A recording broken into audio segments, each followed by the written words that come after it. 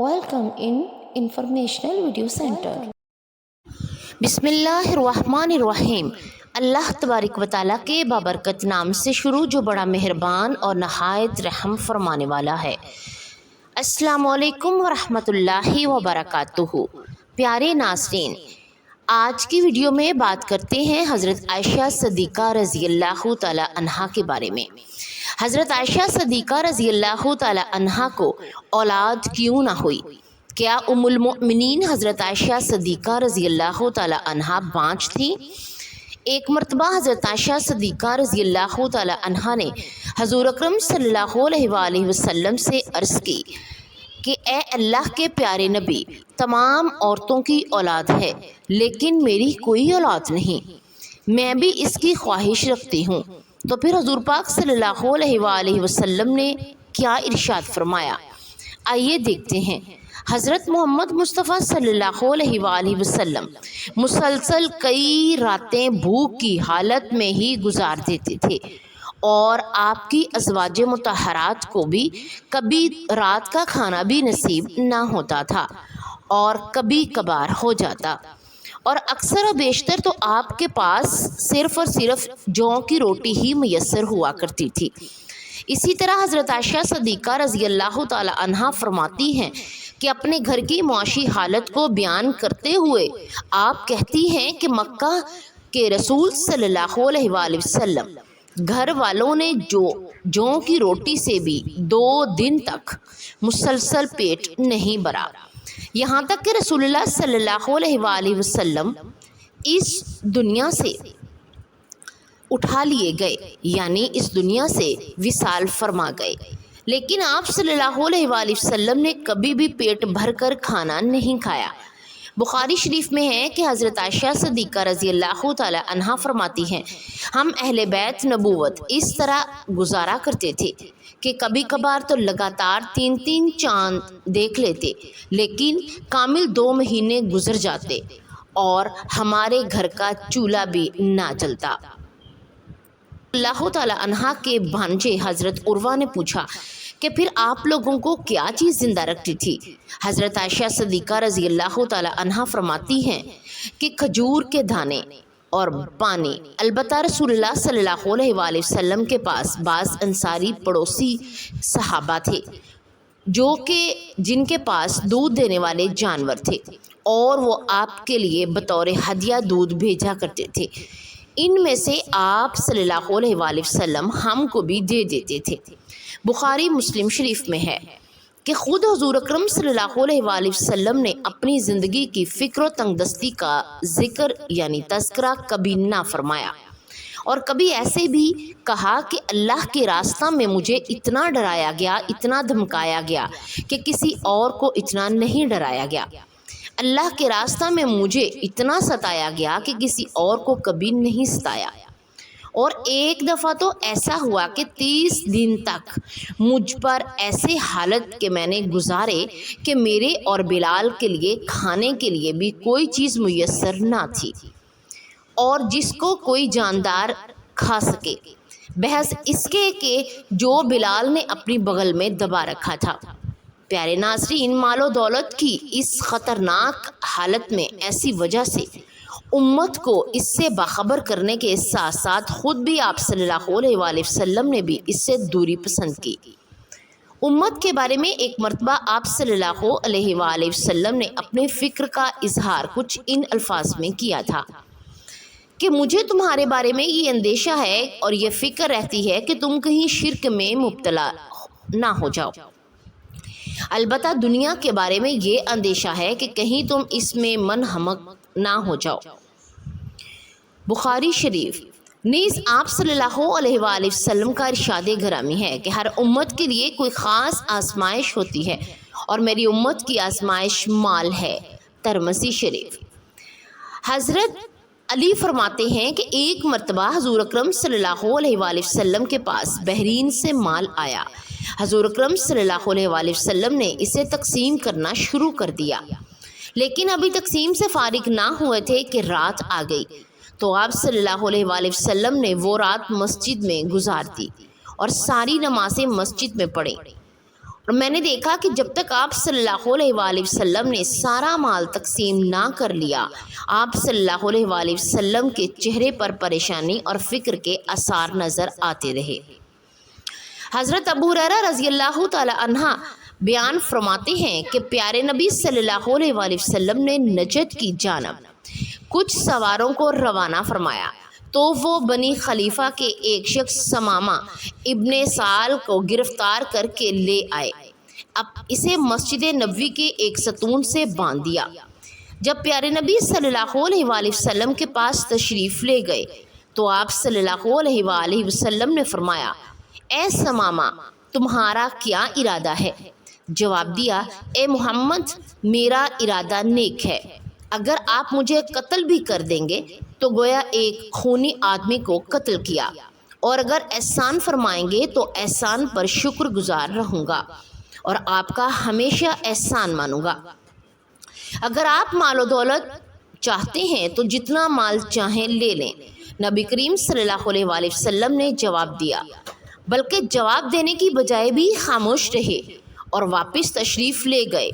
جب دوسرا روز ہوا تو آپ صلی اللہ علیہ وآلہ وسلم نے پھر فرمایا، اے ثمامہ کیا ارادہ ہے؟ تو اس نے پھر وہی جواب دیا، تو آپ صلی اللہ علیہ وآلہ وسلم نے اسے دوبارہ چھوڑ کر چلے گئے۔ اگلے روز پھر فرمایا، اے ثمامہ کیا خیال ہے؟ کہنے لگے، میں کہ مجھے تو جو کہنا ہے میں کہہ چکا۔ آپ صلی اللہ علیہ وآلہ وسلم نے حکم دیا کہ ثمامہ کو چھوڑ دو۔ ثمامہ رضی اللہ تعالی عنہ نبی کریم صلی اللہ علیہ وآلہ وسلم کے اس حسن اخلاق سے اتنا متاثر ہوا کہ وہاں سے چلا اور مسجد کے قریب ایک باغ میں جا کر غسل کر کے مسجد نبوی میں آیا اور کلمہ پڑھ کر مسلمان ہو گیا، اور کہنے لگا، میں گواہی دیتا ہوں کہ اللہ تبارک و تعالیٰ کے سوا کوئی عبادت کے لائق نہیں، اور محمد صلی اللہ علیہ وآلہ وسلم ہی اللہ کے سچے رسول ہیں۔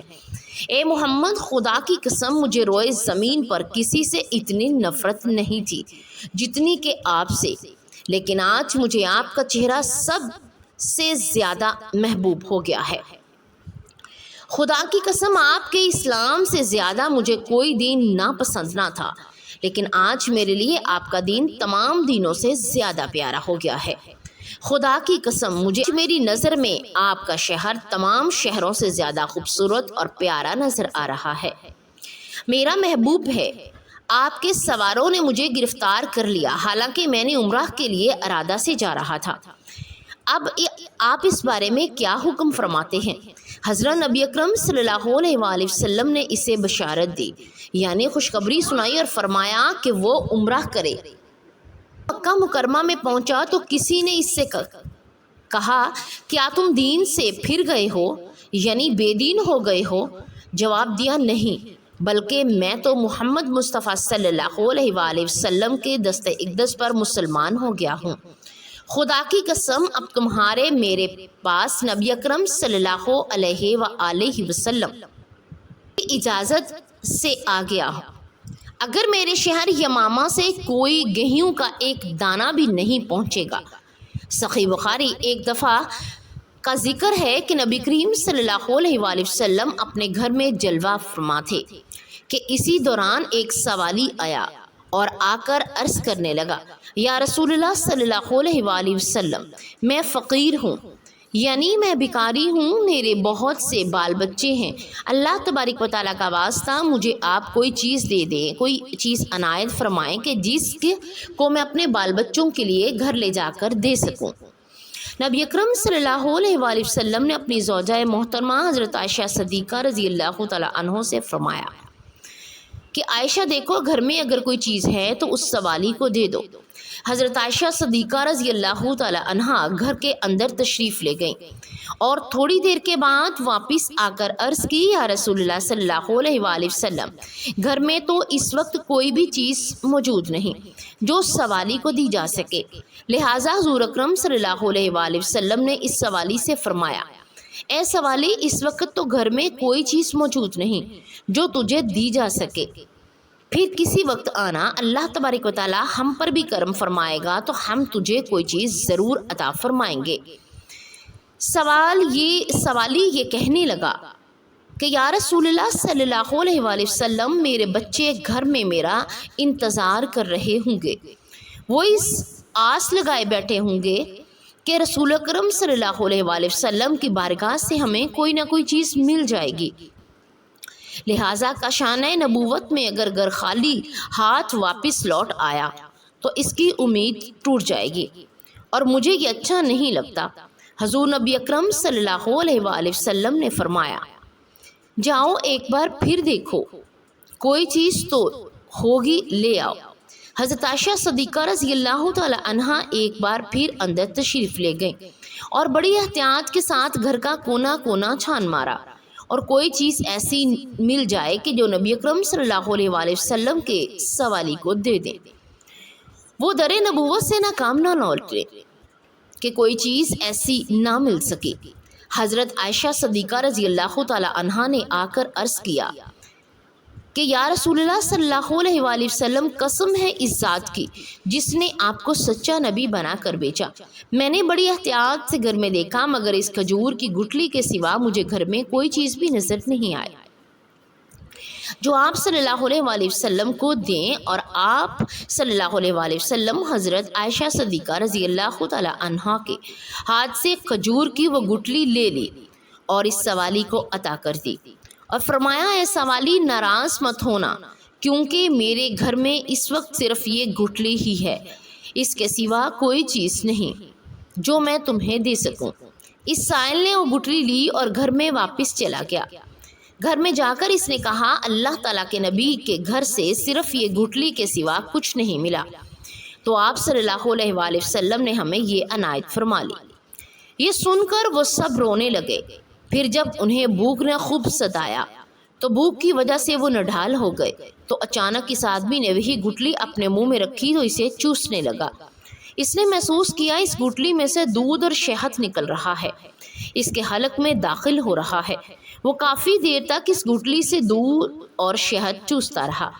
پھر جب وہ سیر ہو گیا تو اس نے اپنی بیوی سے کہا، بڑی حیرانگی کی بات ہے، اس گٹھلی سے دودھ اور شہد نکلتا ہے، لو تم بھی چوس لو اور دیکھو کہ اس میں کیا مزہ ہے۔ یہ دیکھ کر اس نے گٹھلی اپنی بیوی کو دے دی اور اس نے گٹھلی دیکھ کر لے کر بیوی نے جب اپنے منہ میں رکھی تو اس کو واقعی دودھ اور شہد نکلنے لگا اور وہ سیر ہو گئی۔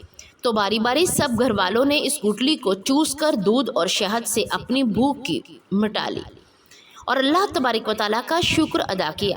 پھر انہوں نے گٹھلی کو تبرک سمجھ کر حضور اکرم صلی اللہ علیہ وآلہ وسلم کے گھر سے آئی ہے، ان کے ہاتھوں کو چھو کر آئی ہے، ایک کپڑے میں لپیٹ کر رکھ لیا۔ جب دوسرا دن گزر آیا تو عورت کو بھوک لگی، اس نے گٹھلی کا خیال آیا، لہٰذا وہ گئی اور جب کپڑے میں سے لپیٹی ہوئی گٹھلی کو کھول کر دیکھا تو یہ گٹھلی سرخ یاقوت بن چکی تھی جس کی روشنی سے سارا گھر جگمگانے لگا تھا۔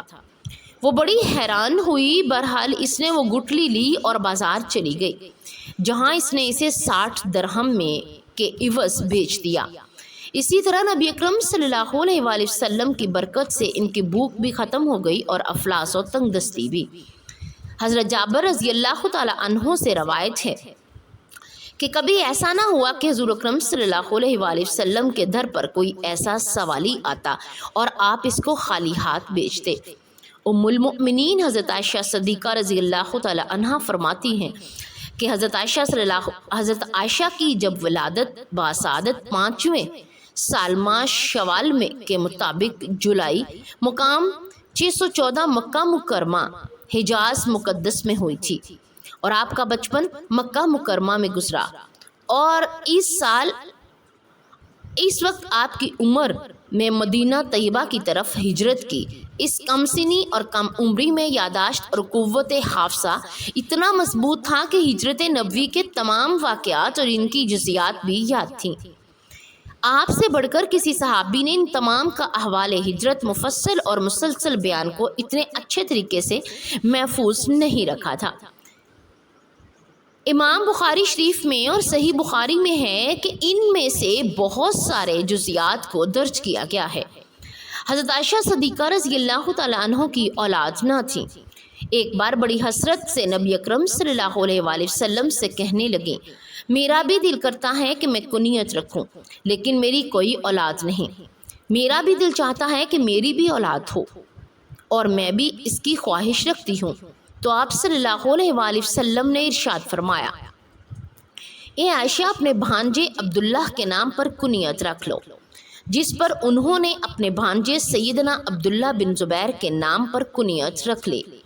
ام المؤمنین حضرت خدیجہ کی وفات کے بعد آپ تنہا تھے اور کوئی غم گسار نہ تھا۔ یہ حالت آپ کے قریب رہنے والوں نے دیکھی تھی۔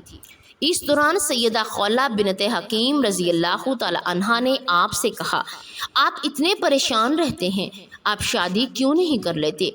آپ نے فرمایا، مجھ سے کون کرے گا؟ انہوں نے آپ کے لیے 2 رشتے بتلائے کہ ایک سیدنا ابو بکر کے گھر سے اور دوسرا رشتہ سیدہ سودا بن زمعہ کا ہے۔ حضرت عائشہ صدیقہ رضی اللہ تعالی عنہا کنواری تھیں اور حضرت سیدہ سودا بنت زمعہ کنواری نہ تھیں۔ چنانچہ وقت نے دونوں کو نبی اکرم صلی اللہ علیہ وآلہ وسلم کے گھر میں جمع فرما دیا۔ آپ کی طرف سے پیغام نکاح بھی سیدہ خولہ لے کر گئی تھی۔ ام رومان نے سنا تو بہت خوش ہوئیں، لیکن اپنے خامند سیدنا ابو بکر سے مشاورت کے لیے وقت مانگا۔ وہ تشریف لائے، ان کے سامنے بات رکھی تو انہوں نے فرمایا کہ یہ تو بہت بڑی سعادت کی بات ہے، لیکن آپ نے مجھے منہ بولا بھائی بنایا ہے تو میری بیٹی ان کی بھتیجی ہوئی، تو یہ کیسے ممکن ہے کہ سیدہ خولہ یہ مشکل آپ ان کے پاس لے گئیں، اور آپ صلی اللہ علیہ وآلہ وسلم نے فرمایا کہ وہ میرے دینی بھائی ہیں اور دینی بھائی کی بیٹی سے نکاح ہو سکتا ہے۔ چنانچہ سیدنا ابو بکر صدیق رضی اللہ تعالی عنہ نے اپنی بہت ہی پیاری اور لاڈلی بیٹی حضرت عائشہ صدیقہ رضی اللہ تعالی عنہ کا رشتہ قبول فرما لیا، اور یوں سیدہ عائشہ صدیقہ رضی اللہ تعالی عنہ کے نکاح میں آ گئیں۔ ام المؤمنین حضرت عائشہ صدیقہ رضی اللہ تعالی عنہ اپنے والد گرامی کے زیر سایہ تعلیم تربیت حاصل کرتی رہیں، اور جلد ہی انہوں نے اپنے خداداد مثال قوت حافظہ اور ذہن کی وجہ سے علم و فنون میں بھی مہارت حاصل کر لی تھی۔ جب آپ نے نبی اکرم صلی اللہ علیہ وآلہ وسلم کے نکاح میں آئیں تو یہ دور ان کی تعلیم و تربیت کا حقیقی دور بنا۔ نبی اکرم صلی اللہ علیہ وآلہ وسلم کے کاشانہ اقدس میں آ کر حضرت عائشہ صدیقہ رضی اللہ تعالی عنہا نے جو کچھ سیکھا وہ آج بھی پوری امت مسلمہ کے لیے، خصوصاً مسلمان عورتوں کے لیے بھلائی اور نجات کا سامان بنا ہوا ہے۔ نبی اکرم صلی اللہ علیہ وآلہ وسلم نے پوری کائنات کے لیے معلم اعظم کی حیثیت رکھتے تھے، اور اس حیثیت سے حضرت عائشہ صدیقہ رضی اللہ تعالی عنہا کی بھی تربیت فرماتے تھے۔ آپ صلی اللہ علیہ وآلہ وسلم نے اپنے جملہ ازدواج کے لیے ایک ایک فعل کی نگرانی فرماتے، اور کہیں کوئی لغزش نظر آتی تو فوراً اصلاح فرماتے۔ اس سلسلے میں حضرت عائشہ صدیقہ رضی اللہ تعالی عنہا کو جو امتیاز حاصل ہوا وہ ایک مثال رکھتا ہے۔ حضرت عائشہ صدیقہ رضی اللہ تعالی عنہا کی عمر نکاح کے وقت کم تھی، اسی وجہ سے ان کے ذریعہ امت کی عورتوں کی تعلیم و تربیت کا کام لینا مقصود تھا۔ حضرت عائشہ صدیقہ رضی اللہ تعالی عنہا کو اللہ رب العزت نے ذہانت عطا فرمائی تھی، اس کے ہوتے کہ آپ کے سامنے جب بھی کوئی مسئلہ درپیش آتا تو وہ نبی اکرم صلی اللہ علیہ وآلہ وسلم سے پوچھ لیتی ہوں، اور جب نبی اکرم صلی اللہ علیہ وآلہ وسلم مسئلہ واضح فرماتے تو وہ انہیں ازبر کر لیتی۔ یہی وجہ تھی کہ حدیث کی کتابوں میں حضرت عائشہ صدیقہ رضی اللہ تعالی عنہا سے روایات ہیں، اور ان کی حدیثوں کی کافی تعداد موجود ہے۔ امام بخاری اور مسلم بخاری کے مطابق حضرت ابو ہریرہ اور حضرت عبداللہ بن عمر رضی اللہ تعالی عنہ کے علاوہ کسی دوسرے صحابی نے حضرت عائشہ صدیقہ رضی اللہ تعالی عنہ سے زیادہ احادیث روایت نہیں کی۔ ام المؤمنین حضرت عائشہ صدیقہ رضی اللہ تعالی عنہا حضور نبی اکرم صلی اللہ علیہ وآلہ وسلم کے نکاح میں شوال کے مہینہ میں آئیں، اور شوال کے مہینے میں ہی آپ رضی اللہ تعالی عنہا کی رخصتی ہوئی۔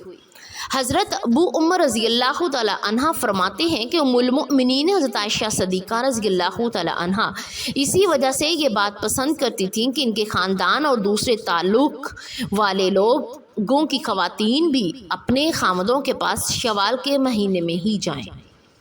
ام المؤمنین عائشہ صدیقہ رضی اللہ تعالی عنہ کے فضائل میں سے ہے کہ حضور اکرم صلی اللہ علیہ وسلم نے آپ رضی اللہ تعالی عنہ کے علاوہ کسی دوسری کنواری عورت سے شادی نہیں کی تھی، اور حضور پاک صلی اللہ علیہ وسلم اپنے تمام ازواج مطہرات میں سے حضرت عائشہ صدیقہ رضی اللہ تعالی عنہ سے ہی بہت زیادہ محبت فرماتے تھے، یہاں تک کہ آپ رضی اللہ تعالیٰ عنہ کو اگر کوئی چیز کی خواہش کرتی تو آپ صلی اللہ علیہ وآلہ وسلم اسے ضرور پورا فرماتے۔ ایک سفر کا واقعہ ہے کہ جب حضور اکرم صلی اللہ علیہ وآلہ وسلم نے ام المؤمنین حضرت عائشہ صدیقہ رضی اللہ تعالیٰ عنہ کو نہ پایا تو فرمایا، ہائے میری دلہن۔ یہ الفاظ امام احمد علیہ رحمۃ اللہ علیہ نے نقل کیے ہیں۔ حضرت عائشہ صدیقہ رضی اللہ تعالی عنہ دین کی بہت بڑی عالمہ اور فصاحت کی دولت سے مالا مال تھی، اس لیے آپ رضی اللہ تعالی عنہ رسول اکرم صلی اللہ علیہ وآلہ وسلم سے بکثرت احادیث روایات کی ہیں۔ آپ رضی اللہ تعالی عنہ عرب کی تاریخ اور اشعار کی بہت بڑی عالمہ تھیں۔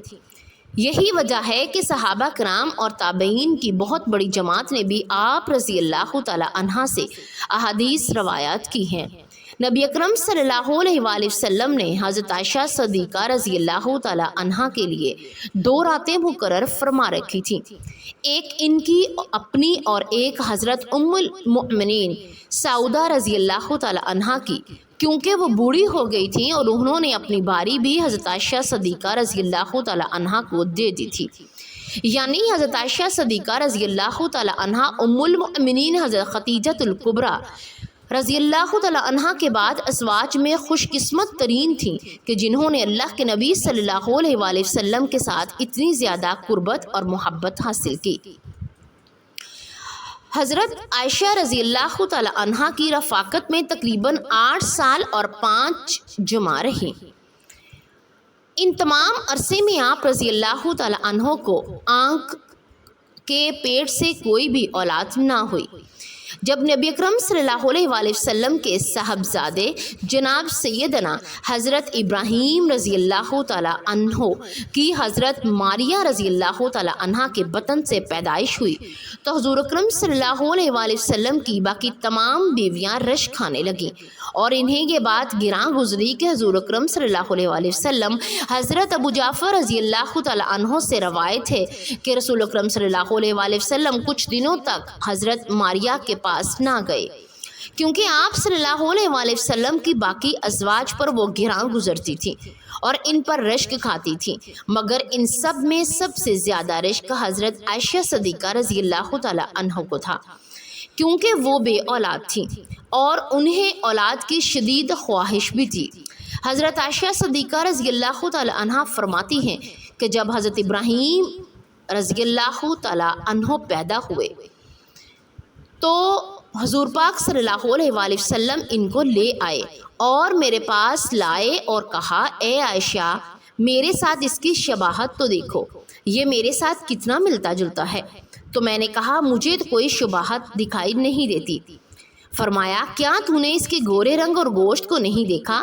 میں نے کہا، جو دائی یا اونٹنی کے دودھ سے پالا جاتا ہے وہ گورا اور موٹا فربا ہوا کرتا ہے، جس کے بارے میں ایک اور روایت میں بھی موجود ہے، جس میں الفاظ یہ تھے کہ حضرت عائشہ صدیقہ رضی اللہ تعالی عنہ نے عرض کی کہ جسے بھیڑ کا دودھ پلایا جائے وہ اور گوار ہوتا ہے۔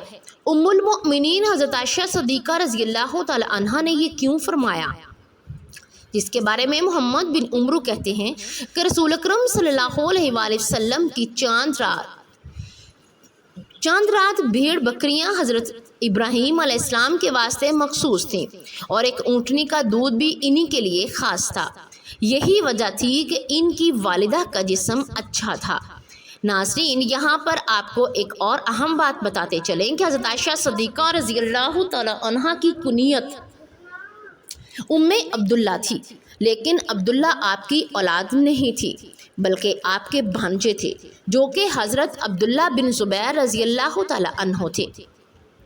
جب ان کی ولادت ہوئی تو رسول اکرم صلی اللہ علیہ وآلہ وسلم نے ان کے منہ میں اپنا لعاب دہن رکھا اور حضور نبی اکرم صلی اللہ علیہ وآلہ وسلم نے حضرت عائشہ سے فرمایا یہ عبداللہ ہے اور تم عبداللہ ہو۔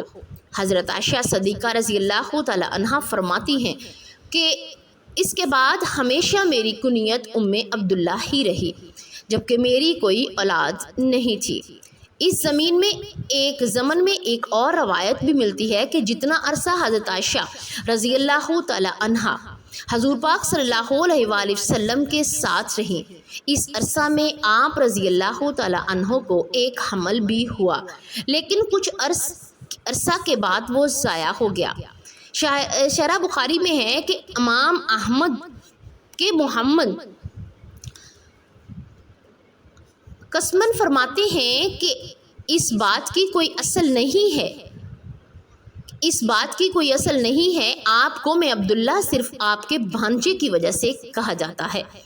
ایک دن آپ رضی اللہ تعالی عنہ نے عذرا حضرت محمد مصطفیٰ صلی اللہ علیہ وآلہ وسلم سے اس بارے میں عرض کی تھی کہ خواتین نے تو اپنی سابقہ اولادوں پر اپنی کنیت رکھ لی ہے، میں اپنی کنیت کس کے نام پر رکھوں جبکہ میری کوئی اولاد ہی نہیں؟ تو حضور پاک صلی اللہ علیہ وآلہ وسلم نے فرمایا تم اپنے بھانجے عبداللہ کے نام پر اپنی کنیت رکھو جو کہ تمہاری بہن اسما بنت ابو بکر عبداللہ بنت عوام کے بیٹے ہیں۔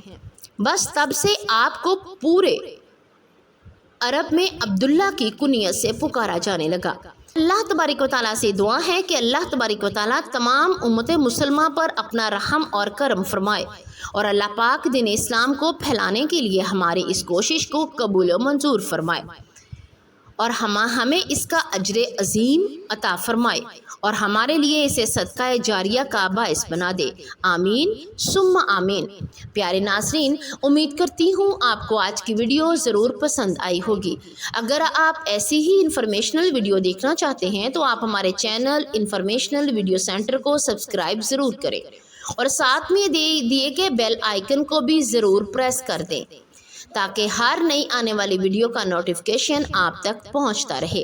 کمنٹ باکس میں پیارے خوبصورت اللہ کا ایک پیارا خوبصورت نام ضرور ٹائپ کریں۔ جزاک اللہ خیرہ۔